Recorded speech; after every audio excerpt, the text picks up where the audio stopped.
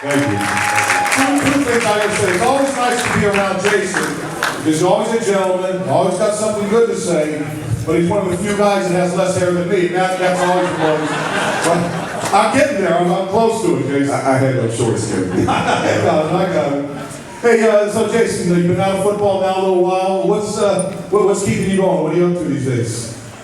Being dad, really. Yeah. I mean, it's great to be 41 years old now, and You got 3 kids. 3 kids, yeah. Two boys and a daughter. 13, 11, and 10. And if you don't know, you want to see some good-looking kids? My man's got himself a nice-looking family there, no doubt. That's going to be trouble. But, no, it's a lot of fun. I mean, when you play, you miss a lot of things. You miss a lot of the small things, the practices, the dance recitals.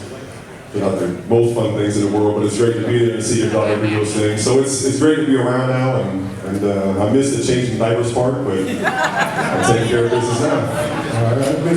I missed it, but I missed it because I kept my eyes closed real tight. I hear you. I did a little okey doke on my wife to get past that. But hey, let's talk a little bit about the Miami Dolphins right now. As I said when I came out, I'm very optimistic. I'm looking forward to this season. I think the Dolphins, in the offseason, I think they've made some changes. I think the draft is going to come along, and I think they're going to hit some home runs in the draft. I like what they're thinking going that way. And I'm excited about what this football team can be. One of the guys they signed, Mario Williams. Now, Jason, 140, damn man, 140. You get tired of beating those guys up in the back? To correct you, 140 sacks? it was 139 and a half. Well, I might 40, I'll take 40. No, you never get tired of hitting quarterback. Yeah. It's like payday. You never get tired of payday. I played golf with Reese a couple weeks ago, and I gave him an elbow just for general purposes. Yeah, there's only one quarterback I've been around I haven't hit, that's there. I got close to him once in practice. I think it was my rookie year. And between him cussing me out and Jimmy cussing me out, and me almost getting cut, I stayed away from him. You weren't real quick about that one. Hey, the Dolphins went out and they signed Mario Williams. Mario Williams, #1 pick in the draft back in the day. Reggie Bush, everyone thought Reggie Bush was going to be the guy, and Houston passed it and took Mario Williams. Now he comes to the Dolphins as a free agent, 100 sacks in his career so far. And they kind of played him out of position in a 3-4 up there in Buffalo. Now he gets out here, play a little 4-3. What do you think about Mario Williams, and how do you see him fitting into this team? Well, he's obviously a very talented player, being taken so high in the draft. It's strange to see guys that get taken so high in the draft kind of bounce around teams, just being his 3rd team now. But 100 sacks speak for themselves. It's so hard to get a quarterback in this league. I think it's one of the hardest things to do in sports. And he's done it at a high level. Can't wait. Hopefully he'll be back and healthy this year. So unfortunately losing Olivier Vernon, but coming back and having Mario in. He was slightly out of position in Rex Ryan's defense. Having played in that defense, It's no fun, is it? no, it actually is great.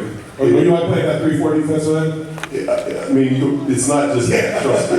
And I'm gonna say this gently, but you can't be selfish in a Rex Ryan defense, and it's not for everybody. So hopefully with him being here, having some freedom to be on the edge and do his thing will help him out. You talk about Cam Wake. Cam Wake looks like if anyone's going to be healthy and ready, it's going to be him, because this guy's he's an animal when it comes to getting himself prepared, taking care of his body, and I think we got big things coming from Cam Wake. He's one of those guys, he's always had a chip on his shoulder. Now he's got another little something to play for people that don't believe that he can bounce back. So 70 sacks on that side, you got 100 on Mario on the other side. What does it mean to have 2 guys of that quality on opposite ends of the defensive line? Well, you have to have 2 bookends. I mean, if you look at the team that won the Super Bowl, Von Miller and Marcus Ware, great defenses have 2 bookends. And all the success I had in my career is because of the guys I played with, and mostly the guy on the other side. I mean, whether it was Trace Armstrong or Adewale Goulier, Kenny Mixon, some guys that don't necessarily bring up a lot of numbers, but Joey Porter for a time, Cam Wake for a few years.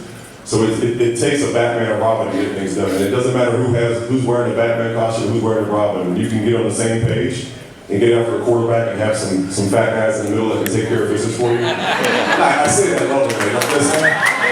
I say that lovingly. I played with Tim Bowens and Daryl Gardner. Daryl wasn't fat. Daryl was just big. No, Daryl wasn't fat. Only fat Tim was in the back of his head. Timbo was a big man. I won't call him fat to his face. He was a big man. Because you still see Timbo, you don't want to find out But you need fat boys in this game. Well, I was going to move on there. So when you look at the Dolphins, they go out last year, get a Dominican Sue, and I really think after about 5 weeks, I think a dominant player. I think he was a dominant player. He's a defensive tackle. Maybe what he does, doesn't stand out to a lot of people. But I thought he was dominant last year.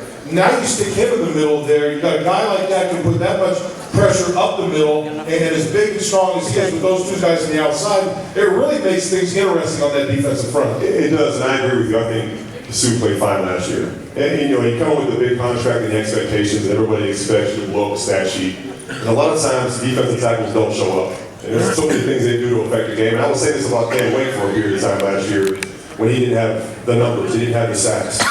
You watch the game as a player or as an ex-player, you see the things he does to affect the outcome of a game, and the same thing with Sue. You see the things that he does to affect the game, and it goes so far beyond the stat sheet. I mean, what the newspapers write and ESPN, all these guys, it's only a microcosm of what it takes to be successful in this league. I thought Sue played fine, played better as the year went on, but you have to be mindful. It's very, very important to have a good defense in this league. You have to be good at all levels. It's much like business. You can't have a great owner and bad management and bad employees and people that want to leave early and come to work late. It takes 3 levels of defense, and you've got to have a great secondary, particularly now in this passing league that we play in. You've got to have 6, 7 cornerbacks that can get out and play. Your linebacker spot has got to be strong, and I thought Sue coming in would help the linebacker spot. It still needs to be addressed a little bit. I think. I won't give away state secrets, but there's some changes going on defensively I think will be really beneficial. Jason, what is it, we talk about the success you have as a defensive end, 140 sacks, I don't know how many touches you have, you know how many touchdowns you have. We have 7, 8? I don't know, who's counting? I seriously don't know, 8 or 9. Right, 8 or 9, there we go. Somewhere around there. What makes a good or a great defensive end? The 10 other guys you play with. Period. Did you say that line? This is the ultimate team game. And I know it sounds so cliche, and people kind of stop at it sometimes. And it's funny when you hear a player talk about how great he is, people get upset about it. And then when you hear players talk about it's not them, it's their teammates, they're like, oh, he's being cliche and being modest. But it's so true. We think to ourselves, when I'm at home by myself, I look in the mirror, yeah, I'm the best out there.